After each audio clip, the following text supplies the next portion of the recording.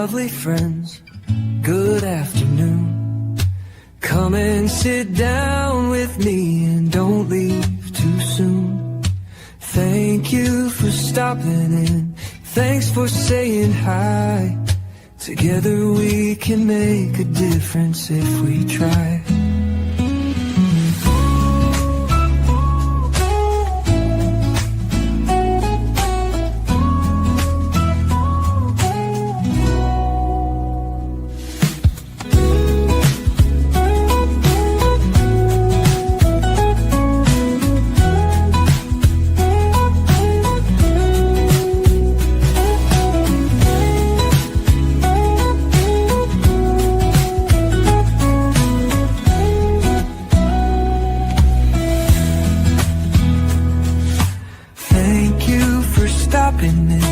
Thanks for saying hi. Together we can make a difference if we try. Hello there, my lovely friends. Good afternoon. Come and sit down with me and don't leave too soon. Thank you for stopping in. Thanks for saying hi. Together we can make a difference if we try.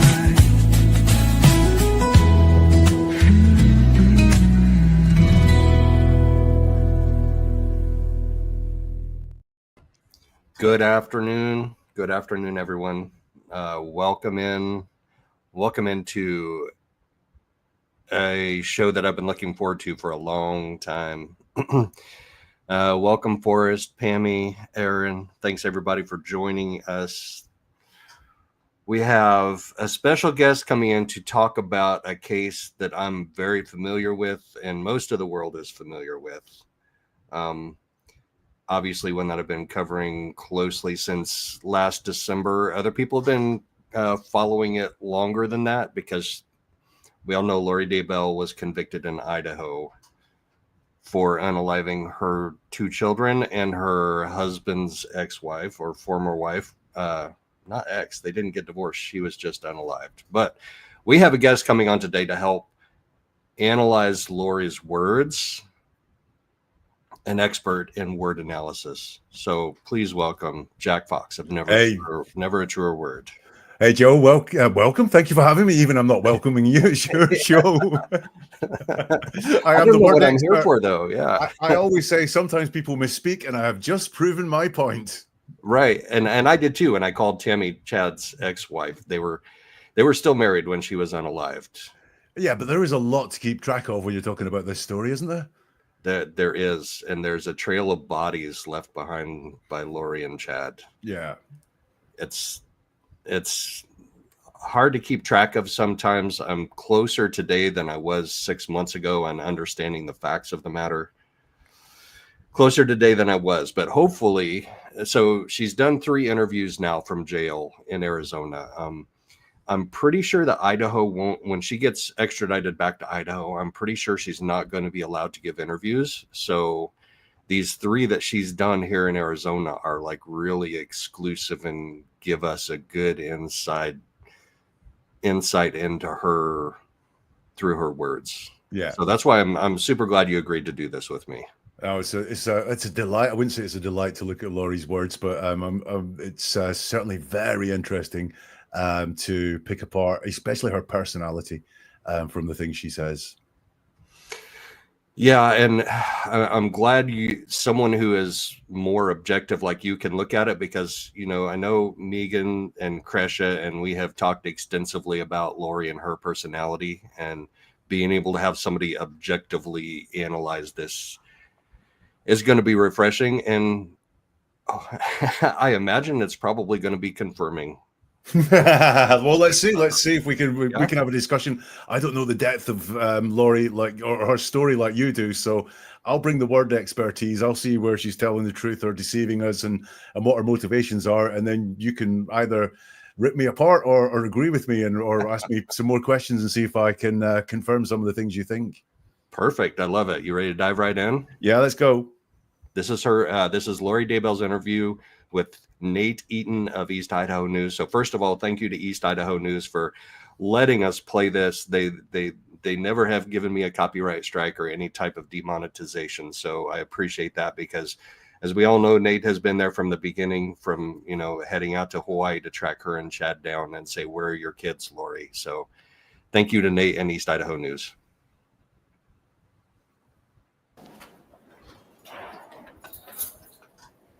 Hi, Lori.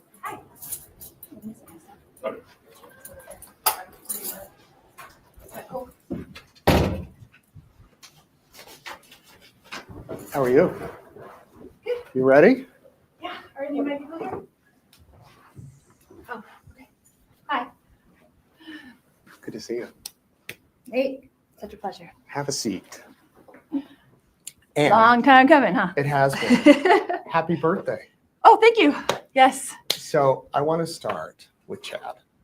Okay. You told me years ago. Today is my birthday. Today is your birthday. How old do you think that I am? 52. Oh, how did you know? I do my research. You must know a lot. Yes. The girls are like, are you turning 25 in my pod? And I was like, no, I'm turning 25 plus 25 plus 2. There you go. So Do the math. you told me years ago Chad was the best man you've ever met. Chad is a very kind person, yes. Is that still true? Yes. So besides his spirituality, what else attracts you to Chad? He's a wonderful person. Everyone who knows him knows that. You've never met him, right? I haven't met him other than when we were in Hawaii. I'm saying you never met him, talked to him, interacted with him, or No, Yeah. no. How often are you able to talk with him? so we aren't really speaking. By your own choice or just because it's not allowed from like prison to prison? Yeah, like the way that the mail works here is very difficult. I see. So we're only allowed to get postcards. Like you can't send a letter to the jail itself, and so there's difficulties within that. But you still love him, Absolutely, yeah, and you've said you'll be exonerated, and he will too. absolutely, we will. Will that be before he's executed? Yes, Nate, Okay. before he's executed. You're well aware, I know that you are LDS as well as I am, right? And you're well aware that the 3 Nephites in 3 Nephi 28 were given the death penalty 7 times. They were arrested after Jesus personally translated them, okay? They were arrested, convicted, and given the death penalty 7 times. And where are they today? I don't know. They're still wandering the earth. Yeah. They didn't get executed. So They didn't get the death penalty. And there's 220 people in this country who have been on death row and have been exonerated and gone home. do you think it'll be soon then? I think it'll be in the Lord's time. I know that it will be in the Lord's time. And when you say the word soon, if you've ever watched The Chosen or dealt with Jesus at all, you know that soon is a relative term because 1,000 years are a day to him. So does it? Oh, what a charmer. I chose looking at that the very beginning of the interview because very often it's so revealing of someone's priorities and the importance. Because she's doing an interview, she's probably thought about it for a while and knows what it is she wants to get across and knows what it is she wants to say. And some people just can't help themselves like hold themselves back until the right moment. She wants to boom, go for it and get out the things that she wants to get out. And what I got there was this level of control she wants over this interview. So he starts his first question with, I want to start about Chad. And Laurie says, okay, she agrees, okay. And then Nate says, you told me years ago, and she just, boom, today's my birthday, right? You want to talk about Chad. I want to talk about my birthday. I want control of this interview here. And in other words, I'm Laurie, and I'm going to talk about what I want to. And it's a very early stake for control in this whole interview. She's kind of saying, look, any point I want in this interview, I can go boom and take us off somewhere else. You're not in control. You might have all these questions you want to ask me, but hey, if I want to talk about something else, I'm going to talk about something else. And then she does the, how old do you think I am? He's 52. How do you know? I do my research. Oh, you must know a lot. The girls are like, are you turning 25 in my pod? And I was like, no, 25 plus 25 plus 2. Now, imagine a man doing that to a female interviewer. Imagine a male on death or jailed for life doing that to anyone, but really a female interviewer. Imagine the roles were reversed. we would be jumping up and down and shouting narcissist and self-obsessed, and what a creepy, controlling man this is, because he's telling this woman that's come in to interview him that I'm in control of this interview. I'm not going to listen to your questions, pretty little lady. I'm going to talk about what it is that I want. Well, look, Laurie's just showing all of those things as well. But because she comes in with this sort of blonde and bubblehead persona, then it looks a little bit more ditzy. But when you only look at the words, we've got control there, and we've got real self-obsession. I want to talk about me. I want to talk about how good I look. I want to talk about all these probably imaginary people in the jail saying, oh my God, you look great. So straight away, I might look at that or listen to that and go, oh, it's her birthday. She wants to talk about her birthday. But when you actually break it down in the points that she does it, I want to talk about Chad. I want to talk about my birthday, and I want to talk about how great I look. I also wonder if there's a hint of sadism there with her as well. Obviously, this is a big deal for the interviewer. It's an interview with Laurie in jail. And she's taking control, and I think there is a delight for her there in doing it and taking this control and going, this is your big moment, and I'm in control. Yeah, and it was the same behavior she exhibited in court as well. Like there were jurors that were interviewed after that noticed her rolling her eyes and laughing at inappropriate times and just enjoying it a little too much, apparently, and it's also funny that you mentioned the control thing, because Nate talks about this on his channel. He was communicating with her through the jail messaging system, and she just reached out to him like out of the blue after 7 months of no communication and say, hey, can we do an interview as friends, which is an odd way to put it. Yeah. But she said, I want to talk about this and this and this, A, B, C, and D. And he said afterwards, we didn't talk about a single one of those things, but she was exercising that control in advance. Yes, exactly that. I mean, like I say, the very first thing we talk about, you think about when you send an email or even a text message, you just come right out and do the priority, don't you? I mean, how many of us write an email and then have to go back to the beginning of it and go, hope you're well, or had a good weekend or something like that, just to warm it up a little bit, because we just go, what's the message we want to get out, and boom, stick it out there. Yep. So finally, he does get to ask his question about Chad. We get Laurie saying Chad's a very kind person. Nate says, is that still true? And Laurie says, yes. She's then asked, besides his spirituality, what attracts you to Chad? She stutters here. She says, he's which suggests to me this is a question that's caught her off guard. She needs to repeat the he's while she thinks about what are the right words to get out here. And they're quite generic. He's a wonderful person. It's great. She obviously hasn't picked up anything specific to get out of her mind, from the back of her mind to the mouth. So it's just this platitude of he's a wonderful person.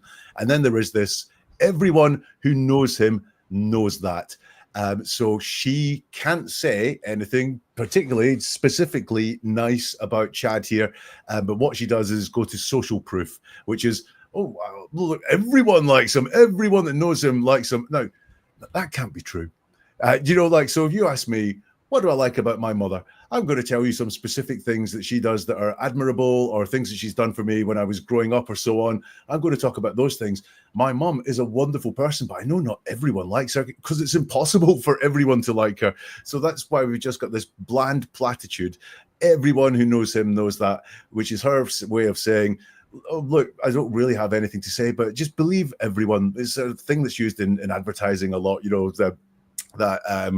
Amazon 5-star reviews and movie reviews, average 4.5 out of 5. You need to go and watch this movie or something like that. It's social proof.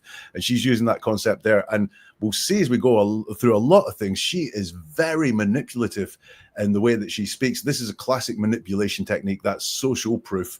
Don't just take my word for it. Take everyone's word for it. In fact, if you don't go with the crowd, then you're maybe a little bit strange and a little bit of an outlier. Now, I don't know if that she is using this intentionally, manipulatively. Like a lot of salespeople will learn these techniques as they walk around and try and sell you a car or something like that, or whether she is just naturally a manipulative person. She then takes that control again. You've never met him, right? So, I know more than you. I have the control here. Nate says, I haven't met him other than when we met in Hawaii. And then Crack me up. there seems to be a little bit of anger there in Laurie when she says, I'm saying you've never met him, talked to him, interacted with him, or and then something interesting here. How often are you able to talk to him? And Laurie says, so we aren't really speaking. Now, that's not the answer to the question about how often are you able to talk to him. The answer that would be an often answer, whether it's once a day, once a week, once a month. Like that would be the answer we're expecting to the question, how often are you able to talk to him? And she says, so. Always a red flag when someone starts an answer with so. It means you're going to get an explanation as to why you're not getting a straightforward answer here. So we aren't really speaking. Now, that is the phrase you use when you're falling out with someone. Yeah, just think, if you and I have been having a conversation about this, so how often have we been talking? Probably every other day over the past 2 weeks to put this together and so on. So there's the answer to the question, how often have you been talking? If I said, oh, we aren't really speaking, that's because we've fallen out. That's because we're not, communicating like that. So I'm wondering if there is some fallout somewhere along the lines. And to back that up, she's asked, by your own choice or just because it's not allowed, like from prison to prison? And she says, yeah, so she's forming her words again. She doesn't actually have the answer ready to roll. So she's doing this sort of, the way the mail works here is very difficult. She doesn't say impossible. Now, if they're not really speaking and is not really speaking, that means they might be speaking, but not in any depth or something like that. Is very difficult, but that's not impossible. So we're only allowed to get postcards. Again, that's not impossible, therefore, to communicate like that. Like, you can't send a letter to the jail itself. And so there's difficulties within that. So again, it's very difficult. There's difficulties, but that's not impossible. So she is having some, I was going to say communication crisis. That might be taking it up a little bit there. But I believe her and Chad do not have a relationship at the point of this interview where they're having conversations and they're having communication. She doesn't want to say that. Her first answer, we aren't really speaking, does sound like there's a fallout. And then when she's asked why, it's very vague. The way the mail works is very difficult. We can only get postcards. There's just difficulties. So I don't believe that the reason they're not talking is because it's difficult to communicate from jail to jail. I think there's a little bit more going on beside it.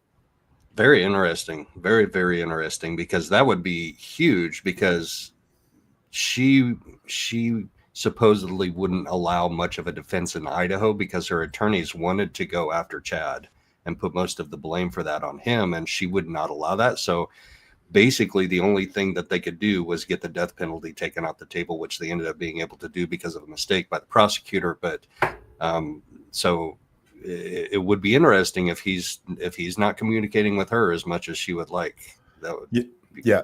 But certainly it appears to be there in the words, and she is hiding why they're not communicating. She's not, that explanation for it is not authentic. It's difficult, but it's not impossible to be communicating. Then Nate says, but you still love him. And she says, absolutely, yeah. Now, I think there was a shake of the head when she said that as well, as if it was a no. But absolutely one of my red flag for deception words, because it's not synonymous with yes. It's overly persuasive. You still love him? Yes, I do. But no, we get an absolutely, which is just a red flag. I'm not saying whenever anyone says absolutely, they're lying. But when they use it instead of yes, they're really trying to persuade you that answer is yes. It's like used like a super yes, even though, yes, no questions are quite binary. The answer is either yes or no. And then it says, you said you'll be exonerated and he will too. And she says, absolutely, we will. So again, it's this real persuasive language that's going on there. And then she does something which is, again, I think it's got these elements of sadism or cruelty in it. Will this be before he's executed? And she says, yes, Nate, before he's executed. Now, interestingly, Nate has said before he's executed, implying he is going to be executed, like implying it's a certainty.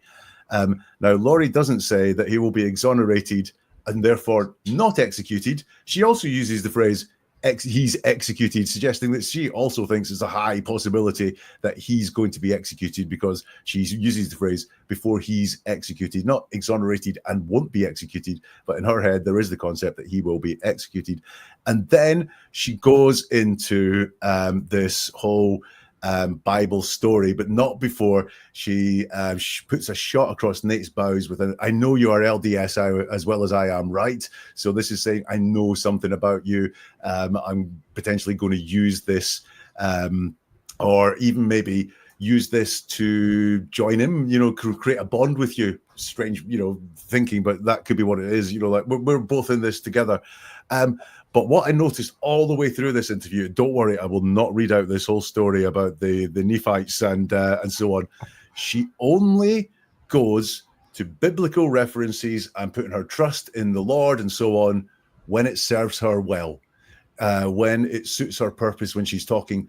For example, she talked about her birthday earlier, and she didn't say anything like, the Lord has granted me 52 years on this earth, or, that's 52 years I've been doing the Lord's work, or whatever it was. She doesn't bring her religion and her faith into it unless it serves her well to do. So I don't think she's a really deeply, genuinely religious person. She only brings the religion up when it suits her, when it serves her purposes well.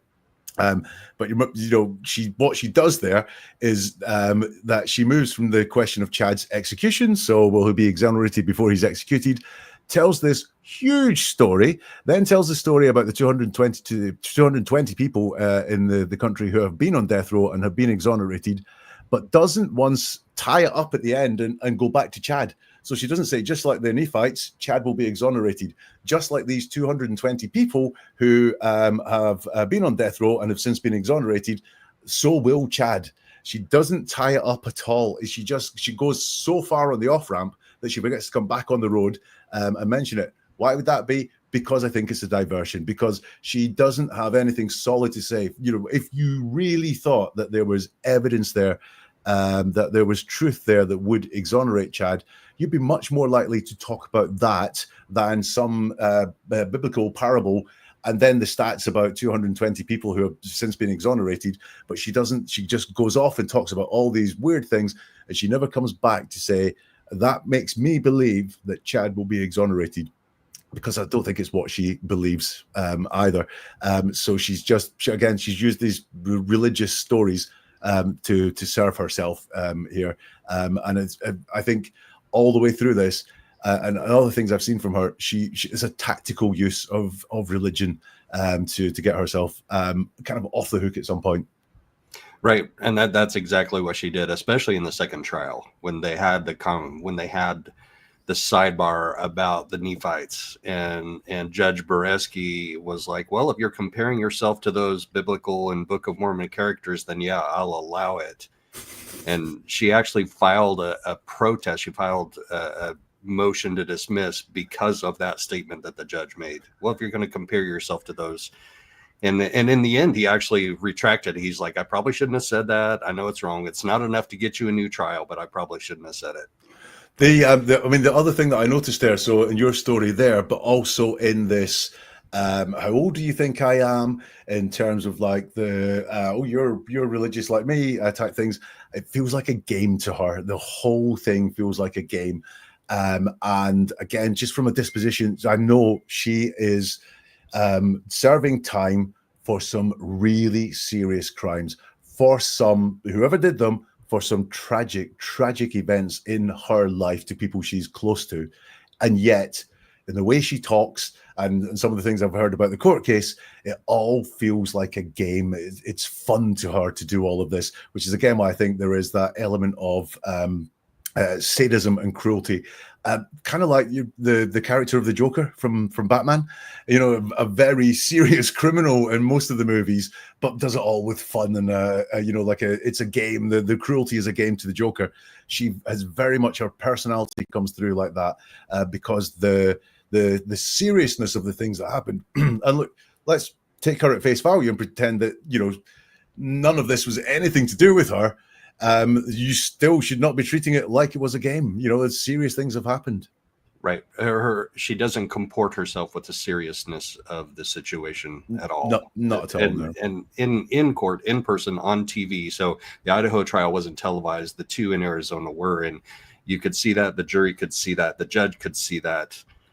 And it started to get under his skin towards the end there. You could tell that just her lack of respect for the seriousness of what was going on, her lack of respect for him, just started to get under his skin at the end. Yeah, it's a game. We should have some more. Bother you though that in Chad's trial he blamed it on you and Alex?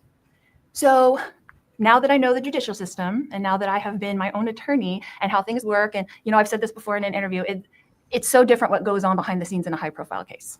Okay, there's strategies going on, there's defenses going on, there's all these things going on that you wish, like, why can't we just go in and tell our side of the story? The attorneys are like, but you can't do that. We have to come up with a defense, and we have to do this, and we have to do this, and like, why don't we just go? Why isn't it you thought, like, if you've never been in the judicial system, which I hadn't before, you thought they get to tell their side of the story, what they think happened, you get to go in and tell your side of the story of what happened, and then the jury gets to decide. And that's not what happens. That's not what happens at all. And it's so sad and disappointing that that's. So you think, Chad, they had to come up with a defense just to have one in court? You don't think he really believed or blamed all of this on you and Alex? Absolutely. And I know that for a fact because John Pryor came and told me that prior to trial. He did. He said, this is going to be our defense. He said, I'm going to blame you, and Chad doesn't want me to, and he wants you to know that. And this is the kind of stuff that goes on behind the scenes that nobody sees, that nobody knows what's going on. There's so much stuff going on that you wouldn't even believe all the things that go on. The experts that are being paid, the things that are going on. We got this expert, we paid him $1 million to say the opposite of whatever your expert's going to say.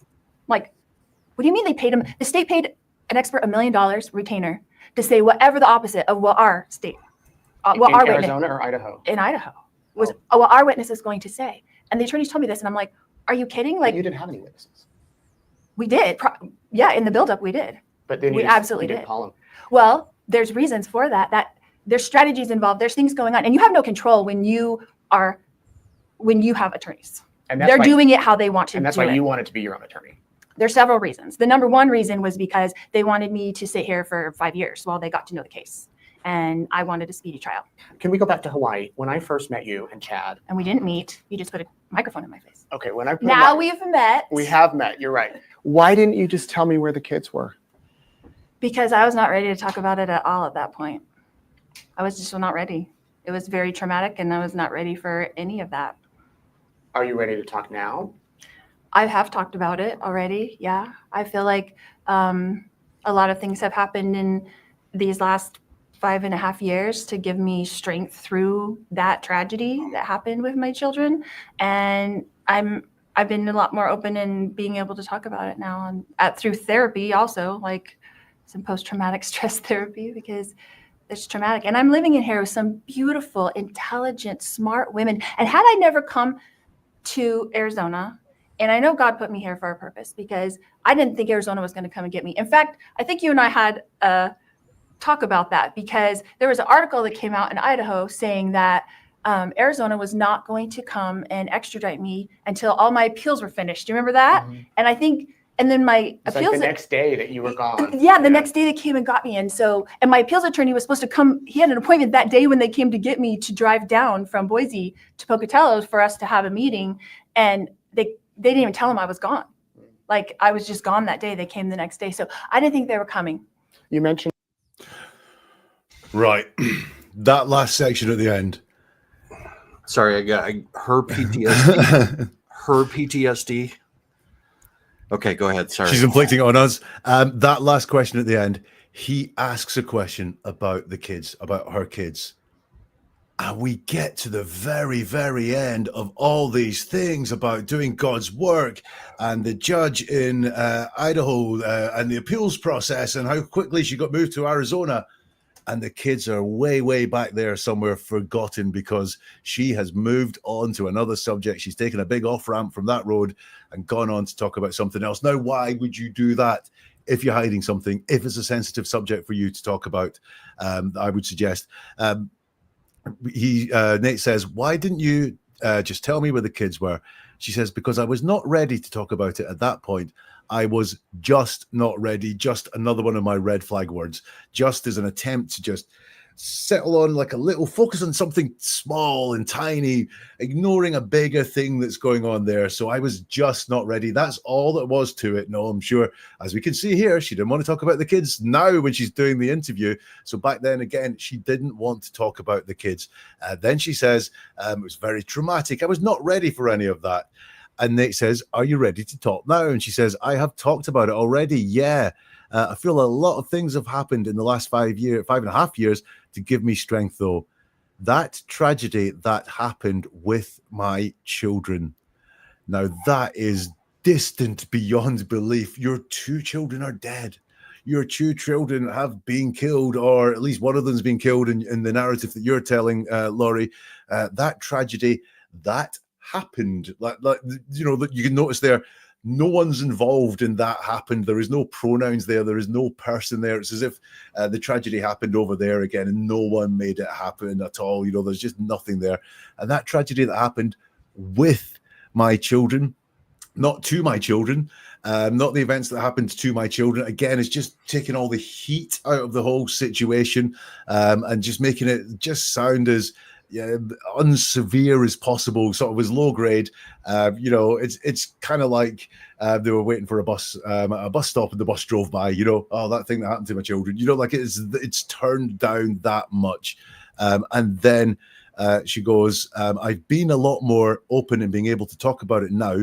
I've been, so that's past tense. So that's her saying, I'm not going to talk about this again. I've been a lot more open. And she, when she's asked, do you want to talk about it now?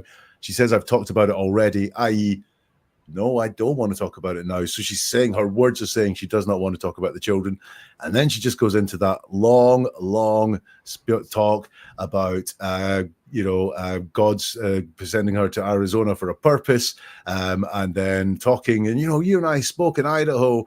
And then the next day they come and got me. And then she goes into the legal process about appeals attorneys, etc. She's asked about the children. Do you want to talk about your children? And she doesn't. She doesn't express any sadness for them. She doesn't have any anger for what's happened to them either. Just think about the position she's in where someone else did this to the children, and there's no anger, there's no desire for justice or, for it all to be cleared up, anything like that at all. In fact, the victim in that story there is her with her post-traumatic stress and the counseling that she's had to have and so on, not the 2 children. So again, it's it's sadistic, it's cruel, it's really, really cold way of talking about your 2 children that are no longer with us. Yeah, just distancing herself from that makes me so angry, and her making herself the victim. Like I have struggles with that anger boiling up to the surface when she makes herself the victim in this, knowing how JJ and Tylee were brutally, cruelly taken from this earth. And even if she didn't do the actual unaliving herself, she was involved in it and just has no sense of remorse at all. She's the victim in this.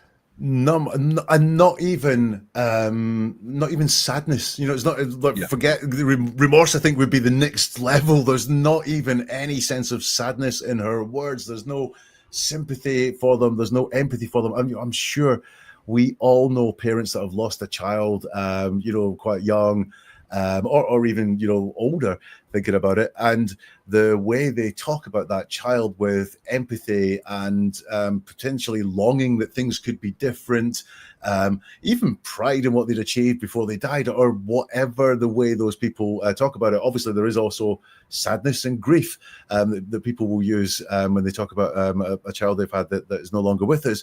And not one iota of that is present for her at all. Concern for self. I'm the victim. I've had to have therapy around all of this. She's something. She is indeed. Shall we have listen to another little bit of her? Yeah.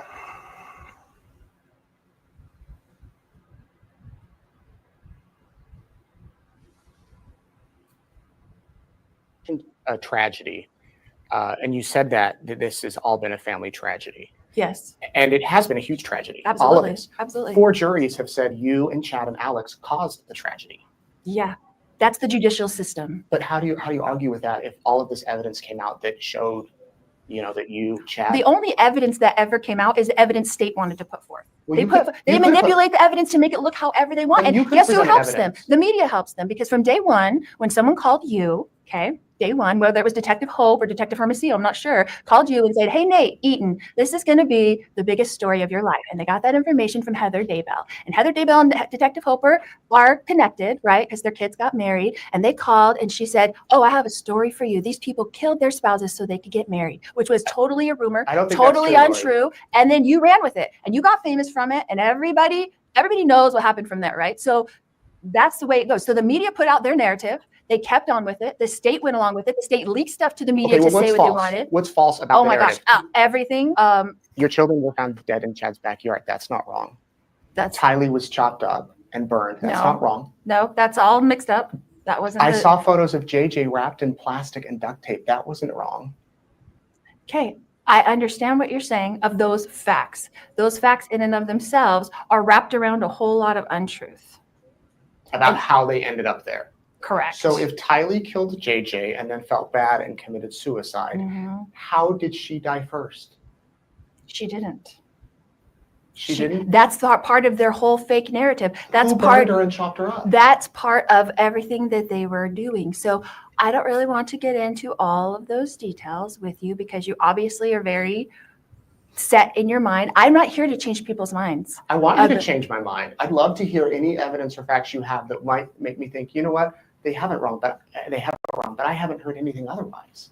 That's because you've been pushing this narrative for 5.5 years. You're not telling me that your mind is not set on what it is already.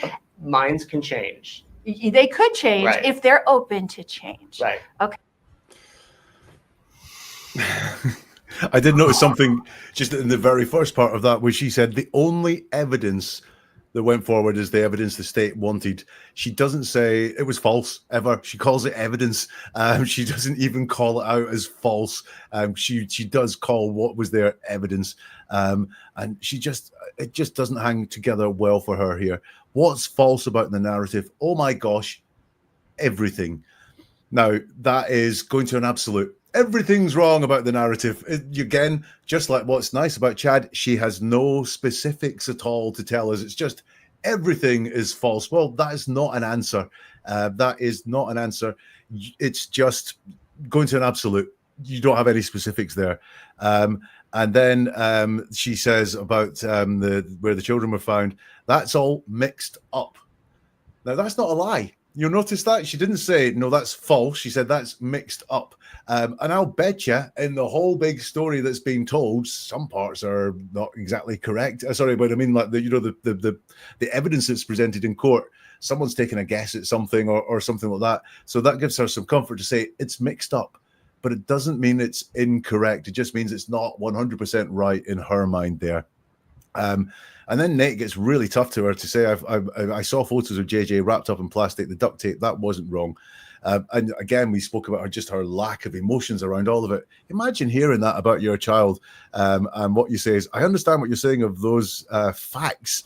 Those facts in and of themselves are wrapped around a whole lot of untruth.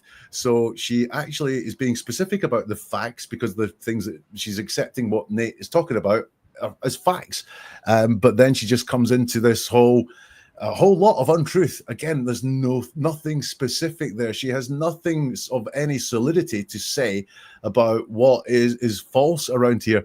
And the fact that she mentions that Nate said JJ wrapped up in plastic and duct tape, and she says those facts are of themselves wrapped around a whole load of untruth. So she's just leaking here that she is aware of all the things that happen. She can see this picture of wrapping there. And then she later on is asked, who buried her and chopped her up? That's part of everything they were doing. So I don't really want to get into all of those details with you because you obviously are very set in your mind, and I'm not here to change people's minds. Now, this is a classic tactic because just imagine you could draw a little graph of Laurie's stress as she's going through all of this, because lying's really hard, especially when you're not believed. If someone is pushing you, and so your stress level will go up, because if you can tell a lie and get away with it, you've got a little blip of stress, and then when someone buys it, it goes down again. But she's lying and she's being pushed, so her stress level is going up and up and up and up, and she has to take some action because she knows what she's going to blow. She's going to say something that she shouldn't because she's going to get snappy or something like that. So she just boom, closes the door. I don't really want to get into all of those details with you because you obviously are very set in your mind. Obviously is a convincing word. It's kind of saying, you're obviously set in your mind. Like, don't be even stupid and tell me that you're not set in your mind, because it's obvious. Anyone that disagrees with something that's obvious, well, they're all a bit dumb. So I'm going to throw in this big solid word. You obviously are very set in your mind. So what she's done here is, I think, hit the stress release valve, which is, I'm not going to talk anymore about this. And I'm going to say the words, I'm not going to talk about this. She was ready to talk earlier, ready to talk about the kids. But then all of a sudden, when he doesn't buy anything she has to say, then she decides, boom, I'm going to close down. Because closing down and saying nothing is much less stressful than having to continually make up things, rebut things, and also make your lies fit the truth as other people know it. She's in a real bind with this one. And that's what she just does, the closing the door on this. I'm going to take the stress out of the situation for me. Yeah, she's in a real bind because she never presented a single piece of evidence or a single witness in court on her own behalf. On her defense, she didn't testify herself, and she didn't provide anybody that was on her witness list, no experts. She had all these experts in the queue, and Lonnie Dworkin never materialized, and her investigator disappeared for the second trial, and just so yeah, she's in a bind. She has nothing to argue with. I think I always like, when I do these things, I always like leaving people with just something that they can take away and use in their life. And what I'm going to give you here is, when someone tells you what something is not, or what they're not doing, it very often is what they are doing, because for them to be able to say they're not doing it, they have the concept of doing it in their head. So she says, I'm not here to change people's minds. What do you think she thought going into the interview? What do you think she went into the interview going, oh, I'm going to, I'm going to talk for a little bit about, I'm going to get across my side of the story, but I don't care whether people believe it or not. No, of course, she thought she was going to change people's minds. She thought, I'll do this interview and, I'll chuck out a couple of old facts there. I'll say how corrupt the whole court system is. And then I will, change some people's minds. But then I'm not here to change people's minds. It's a game to her. She thought she was going into here to change people's minds. It's got a little bit heavy. So she's gone, I'm not here to change people's minds now. Right. Show some more. Yeah. Okay. So miracles are on the way. And you remember I asked you to watch a movie? Yes, Evan Almighty. I did. And did you watch that movie? I did. And did you identify yourself with the reporter in that movie? I don't know if I identified myself with. Did you identify him with me? Yes, absolutely. So what does that mean? Okay. So when did the reporter change his mind? Remind me. When he was floating in the flood on the ark. Okay. Not until God showed the miracle did his mind change. His mind was like, this is a crazy guy. He thinks he's like Noah. Why are you so crazy? He's pushing the narrative, right? He pushed the narrative. And then the flood came, and he's the first one screaming, and he's running for the ark because he had been pushing this narrative the whole time, right? This fake false narrative that this guy was crazy, that God didn't talk to him, that all these things have happened, right? That these weren't God things that happened. Okay. So then he's the first one to get on there screaming. And when he's floating down the river on the flood is when his mind was changed. So when you're open to changing your mind, I will be happy to enlighten you to the things of God. Well, I would love to hear what sure you you have to would. say. I wish we had more than 30 I wish minutes. we had more time too, because Okay. we could really get into it. A couple of more questions for you, and then I know that you have some things you want to say. The night before Alex died, he told Zulema, I think I'm their fall guy. Was he? No, absolutely not. And I don't think he ever said that. I watched Zulema go through probably 13, 14, 15 hours of detectives grilling her. I've watched the interviews. I've watched them all. And I watched her be berated by them, threatened by them, that they're going to arrest her, that she had a part in this, that she's a co-conspirator, and all this stuff until they got her to say exactly what they wanted her to say. And she made that up. She made up a lot of stuff. And I felt bad for her because I didn't want her arrested, because she wasn't part of any conspiracy, because there wasn't any conspiracy. And I felt really bad for her. I do love Zulema. Did you and Chad have anything to do with Alex's death? No, absolutely not. We were very surprised. No. What were you and Chad and Alex doing in the storage unit, moving the tire and the seat back and forth on the day that Brandon was shot at and the day after? So that's so silly that is. So there was stuff in my garage that I was starting to move into the storage unit. That's what we were doing. And so I moved that stuff in there. The tire on the Jeep?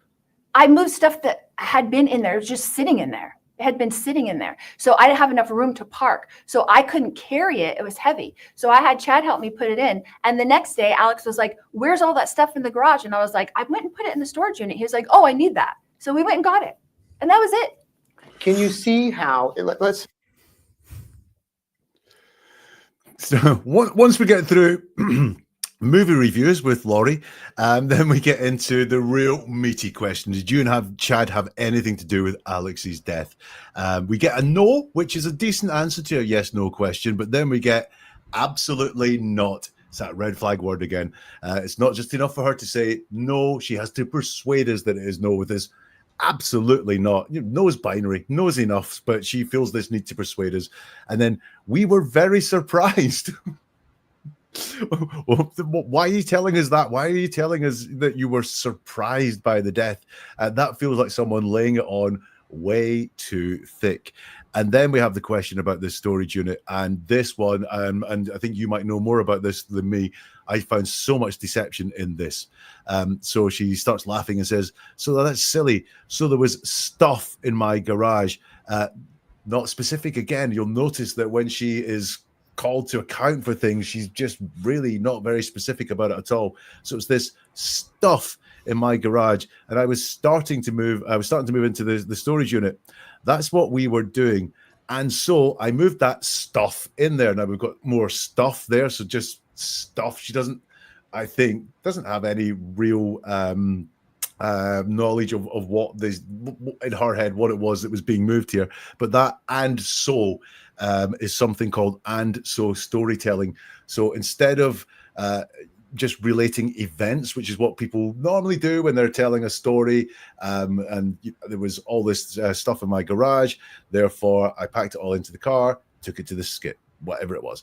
Instead, it's and so, which indicates again that you are getting an explanation in here. So I'm not just telling you the events that happened. I feel a need to explain them and give excuses or reasons why these events happened. So and so, move that stuff out there. I moved stuff that had been in there. Interesting tense, that had been. I moved stuff that was in there, but had been sounds like it, if it had been at that time, it wasn't there anymore, if that makes sense. Like her tenses are very interesting there. So moved stuff that had been in there. It was just sitting in there. It had been sitting in there. So I didn't have enough room to park. So I couldn't carry it. It was heavy. We moved from stuff, which sounds to me like lots of things, yeah? Like lots of things that you were moving around, all this stuff needs moved. All of a sudden it becomes a singular thing. I couldn't carry it. It was heavy. Now, unless she's just taken stuff to mean one thing or stuff as a unit of one thing, I want to know what it was that was being carried, because I think it was one thing that she's trying to hide with this generic stuff thing here, but I couldn't carry it. It was heavy, so I had Chad help me put it in as well. So for all this stuff she's talking about, there's one specific thing going on there. So I don't know what it is, but it was the back seat. There were two things, actually. There was the back seat out of the Jeep that they removed before Alex drove down from Rexburg down to Gilbert to take the shot at Brandon. So back seat, they removed the back seat, and then they took the back spare tire off of the back of the Jeep. So Chad helped her move those in. And what's funny is they both had to move them in. So Chad wasn't a man enough to carry it in by himself. He had to have her help him. But then when Alex drove back up from Gilbert after he took the shot and missed at Brandon, he loaded it back up by himself. He didn't need her help. So there is, I thought there really is something suspicious that she's hiding here, because she's just hiding with that word stuff. But then it becomes something a little bit more sensitive, Chad helped me put it in. And the next day, Alex was like, where's all that stuff in the garage? And I was like, I went and put it in the storage unit. And he was like, oh, I need it. So I went and got it. And that was it. Now, number one, is that like any conversation you've ever had in your life? What is the... where's all that stuff? I put it in storage because I couldn't park my car because it was a right pain in the ass. Oh, I need it. I'll go and get it back. That doesn't sound like a believable story. And then she finishes with, that was it. Something done lots by manipulative people. That was it. Boom, case closed. Don't ask any more questions. I'm wrapping this all off now. That was it. If you ask any more, you ain't going to get any more because that was it, is my final thing. That's her story, right? She started by telling a story, and then she wraps it up. That was it. Yeah, exactly. It's almost like they all lived happily ever after. Right. Let's get some more. Several jurors, you may have seen the interviews. I haven't seen any juror interviews, none. And I have no access. I'm in here 23 hours a day. I'm in max security. We don't have access to anything. well, So I they've haven't said seen anything for a year and a half since I've been over here. they've said they were disappointed that they wanted to hear from you, that you didn't have a defense, especially in Idaho. Okay, let me ask you a question. If I get up on the stand and Trina K's sitting there, or Rob what's her Wood. name? Lindsay Blake, Rob Wood, right? And they're sitting there. Are they going to let me tell Tylee's story on the stand? You know they're not. They're going to object every 2 seconds. If it's relevant to the case. I'm writing it out. No, they won't, because they don't want me to tell that story because it's opposite of their narrative. It crushes their narrative. But it crumbles their narrative. But you, It's never going to but be you know, what it as is. a defense attorney, Yeah. you present your defense. So you would have witnesses that would come in and would testify to the things you're saying and would give I evidence love it, to Nate. that. You're just as naive as I was, and I love it because guess what? I found out as a defense attorney. This is what happened with Judge Boreski. This is what happened. They don't let you put on a defense. Do you know how many motions I had on, or not motions? Do you know how many exhibits I had on to get ready for us to present our case for the first trial? How many? We had 33 exhibits. We put them up there. Trina K went up there. She gets to look at all your exhibits, right? This is how it works in law. She gets to look and see what all our things are, what we're putting up. Guess what I had? I had about 5 interviews with one of the cops who said, I have to get Lori on something. I have to find something to charge her with. I have him saying this on video. Which cops? Okay. Detective Moffat. Guess what happens? So I have 4 of those are my exhibits. I'm waiting for Detective Moffat to get on the stand. The state says they're going to put on Detective Moffat. Guess who they don't put on at all? Moffat. Detective Moffat. They go around you, and then the judge didn't let me put in one exhibit, not one. What if you had He didn't let me put one exhibit on. What if Not you had one. waived your right to a trial, though, and given your legal team another year or so to go through all of that? Don't you think that would have helped your case? No, not at all. Because guess what my team said? They said he wouldn't have let us put it on either. There's so many jobs, so much political aspiration going on behind the scenes in a high profile case. There is no way in heaven that they were going to let me get up there and win as a pro per client. Because you know what? It's like a virus in here. Do you know these girls that are treated so bad by their defense teams that are making $1.5 million a year while they sit here for 8 years, 10 years waiting to go to trial? There's girls in here. Can you remember the question that got us to this point about the girls there? No, I can't. I'm scratching my head. Wait, how did we get down Exactly. this road? It was. It started off saying, "I've spoken to jurors, and the jurors say they would have wanted to hear something from you. Wanted you to put on a defense." And we end up talking about these poor girls that are there, waiting 8 to 10 years for a trial. She just, again, sensitive subject. She goes, whoa, as far as she can get there. The other thing that I noticed there, and we've highlighted the phrase, okay, let me ask you a question, is that in this part here, she's again using a really nice manipulative touch, which is great. Actually, it's a great way of speaking to people, which is she asks questions all the way. It makes you be listened to more because you're listening and going, oh, I need to answer this question. I need to think about what's being said here.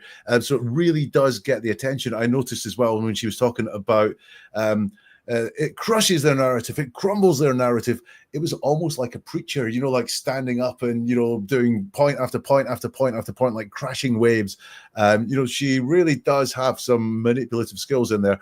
But I think, that sadly what she doesn't have is the logic stuff to back it up. So when she's talking about that the state won't let you put on a defense, and I think we've all seen enough trials in our time to know that actually that doesn't really ring true. That there is no defense allowed. She does this thing of, you're just as naive as I was, Nate, which again is that manipulative tactic to go, me and you were the same. Yeah, like, so, we're trying to create a bond with you here and just going, yeah, me and you are the same. But listen, once again, what she has to say is wafer thin. Guess what I had?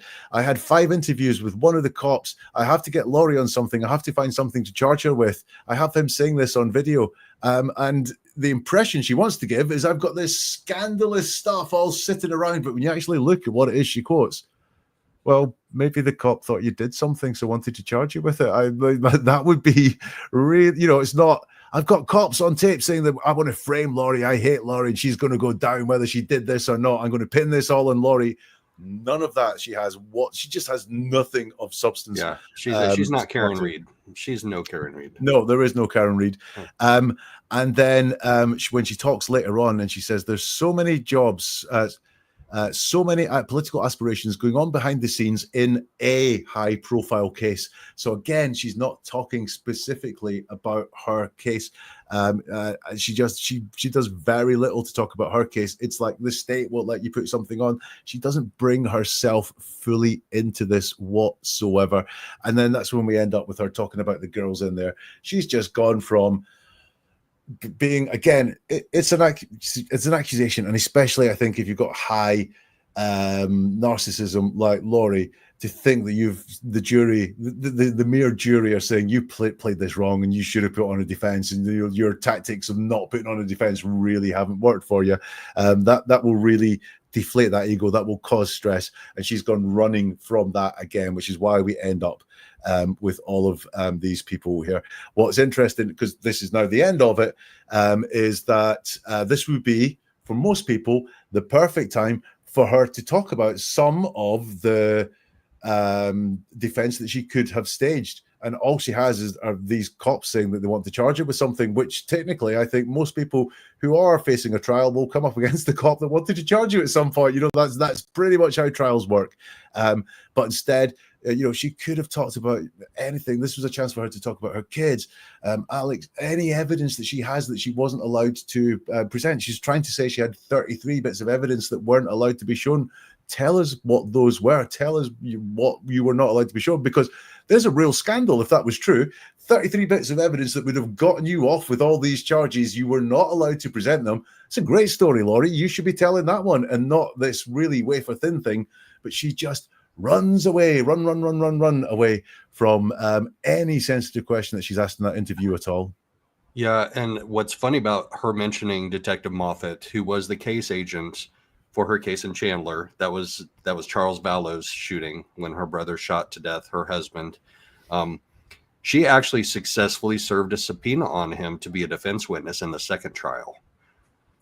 She successfully served that subpoena. She never called him. Called him. I think it's a game for her. I remember doing an episode on the prison interview prior to one of the trials, and she was asked, why are you representing yourself? And she tried to say that this was to get things done speedily, but the actual words that she used said to me that she didn't think she had a hope in hell of winning. She's in prison for the rest of her life anyway, so it's a really low stakes situation for her, whether she's found guilty or innocent in terms of how her life is going to turn out. Therefore, I'm just going to go and get this over with. And I think representing herself again is very much playing a game to her.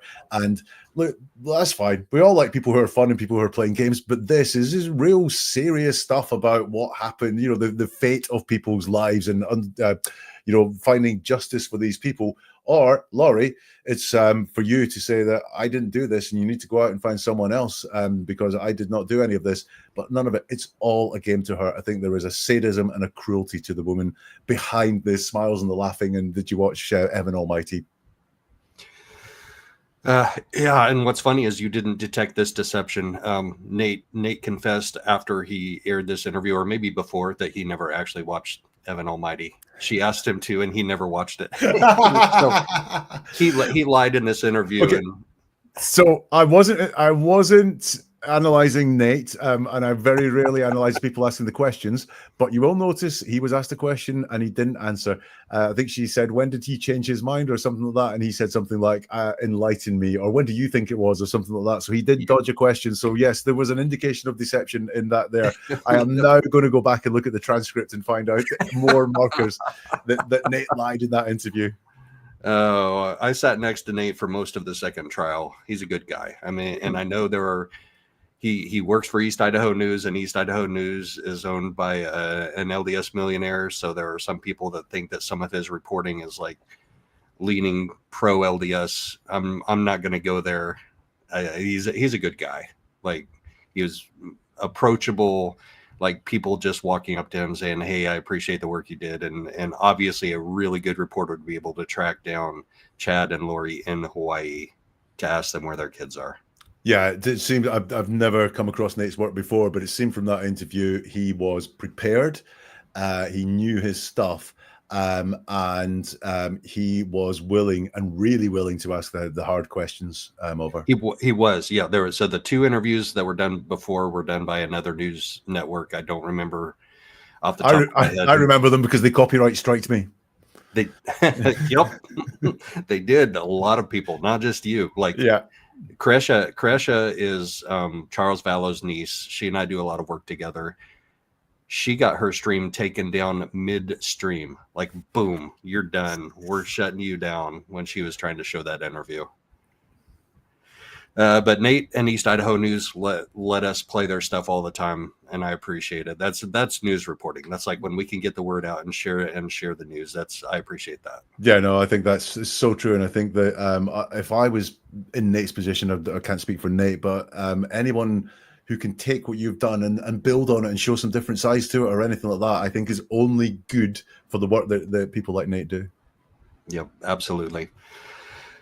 Okay, so I wanted to say one last thing about this interview and about you saying that this is a game to her. I think by the end of the second trial, she realized that she lost the game, because she didn't challenge the circumstances. She didn't challenge the enhancing factors for her sentence. She just said, how quickly can I go back to Idaho? She literally asked the judge how fast she could go to Idaho. Yeah, I really can't remember what it was she said in my analysis, but I came to the conclusion that this is all she has to do is play games, because she's not getting out. She's not convincing anyone, and she knows deep down that she can't, because she did these things or was involved in these things, and therefore I think it's a distraction. This is an amusement for her, to play these games, to do these interviews, to represent herself, to be that piggy client in court that's being, really picky about things, and just trying to get all these small wins. I saw some of the trial where it's just like she's trying to win every nitpicky little argument, certainly at the start of things. I think that's all she's got left in her life, is to play these games. Yeah, and they're sad, sick games, because we know that JJ and Tylee and Charles and Tammy lost their lives. And where was any of that? You're a little bit closer to it than me, but you have managed to convey in your words sad, sick games, and people losing their lives, some empathy, some respect, some acknowledgement of some really serious things happening here. And in that interview with Lori, nada. No, none of that whatsoever. And she was much closer to any of that than most people, but no, there is nothing there whatsoever. Yeah, and I think the stark contrast can be seen between her and Brandon Boudreaux. So Brandon was her niece's husband that was shot at, that this last trial was about conspiracy to commit his murder. He survived. And Colby Ryan is her son, and he's in stark contrast too. They both realize the seriousness and the somberness and the grief that we should all be expressing at the loss of life. I mean, 4 people at least, maybe 5. We have questions about Joe Ryan, who was, I think, her third husband. That's Colby's biological dad. I think anyway, I mean, he died under mysterious circumstances. So there's at least 4, maybe 5 bodies in their wake, and she just has no comportment, no realization of that at all. Bit of a pattern going on there, isn't there? A little bit. Yeah. No, I often say that when you look through someone's words and statements and an interview like that, sometimes the most instructive thing is what's missing. And it's the classic things that are missing there: anger, compassion, a desire for justice. You know, if someone has been involved or caused the death of your 2 children, you should be expressing anger, a desire for justice. You should maybe even be invoking religion at that point, because it's quite a spiritual moment, you know. But no, it's just, I'm going to take this and I'm just going to go off there and I'm going to talk about something else, because these things don't serve me well. They cause me stress. So I'm going to go off somewhere else, rather than being there in the moment and talking about it like we would expect anyone to do. We should expect that from a reasonable, normal human being. And I don't think she is. No, she's, like I say, I think there's a sadistic streak to her. I think there's a real cruel streak as well that is well hidden by the blonde hair and the sort of laughy, jokey, smiley, "You're just like me, you're so naive" type attitude, I think, at the heart. And you could see some of the anger leaking out in her sometimes when she was like a bit snarly when she was talking as well. I think at the heart, there's a very, very nasty person there. And fortunately, she will be behind bars for the rest of her life. Yeah. So thank you so much for taking the time to review that interview and to come up with a plan to review her words and analyze those. Thank you for spending time with us today. I appreciate it so much, Jack. Oh, thank you for inviting me. It's been nice to hang out with you on a Sunday. What do you have next on your plate? I have an episode coming out about 3 p.m. Eastern and 8 p.m. UK time. God, I'm really bad at time differences. And that is on the Crystal Rogers case. So Brooks Houck and another guy were found guilty of involvement in her murder this week. Brooks' brother was a police officer at the time. So the police got him. They had some suspicions about Brooks. So they got Nick, the police officer, in to talk to him. I'm sure they were expecting a really helpful conversation because Nick was a fellow police officer. Oh no. So did Nick know a lot more about Brooks' involvement when he was talking to the police? We'll look into that. The answer is, I really do think so. And I'll show you why in my next episode. Wow. I will be tuning into that for sure. It's it's not a policeman talking like you'd know it. And you know what? This case too, Lori's case, just a little rabbit trail off to the side real quick. So there are a lot of LDS there in the East Valley of Phoenix. There's like what they call the Mormon corridor that goes up from East Valley of Phoenix through Salt Lake City and on into Idaho, which is where some of these goings on happened. That's where JJ and Tylee were killed brutally. Some people might say ritualistically. That's a different story for a different day. Where was I going with this? I was talking about policemen. Oh, yeah. So some of the police that interviewed Melanie and Lori and Charles, they would like right off the bat, like early on in the interview, "Are you LDS?" Like Charles asked that of one of the officers that responded to one of his complaints one time. "Are you LDS?" Because they have their own language, they have their own lingo, they have code words that they use. So, right. Police talk. Police have their own code words too, and then LDS police have their own extra level of code words. I'm not sure if it's still the same, but there used to be something similar here with the Freemasons. And a lot of Freemasons were in the police. And if you were involved in some, I believe it was not maybe murder or so on, but if you were involved in some dodgy business or something like that, you could do the Masonic handshake when the policeman came around to check whether you were playing for the same team. And sometimes things would miraculously disappear off the slate. Yeah. Surprisingly enough, there's a Freemason history to the Mormon Church. Joseph Smith. It's all hanging together beautifully, isn't it?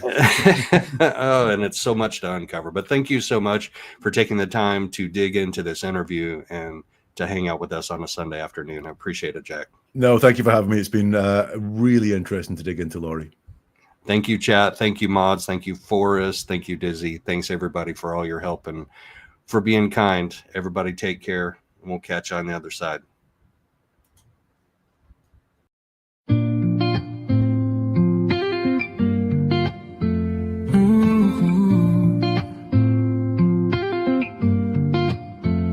See you soon, my lovely friends. Have a good afternoon.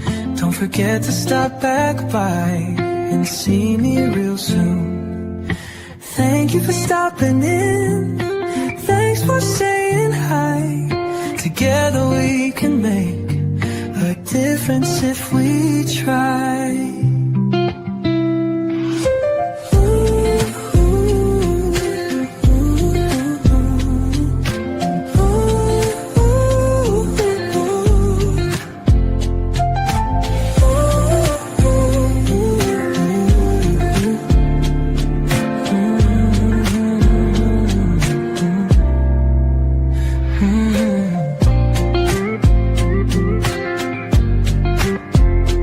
Thank you for stopping in. Thanks for saying hi. Together we can make a difference if we try.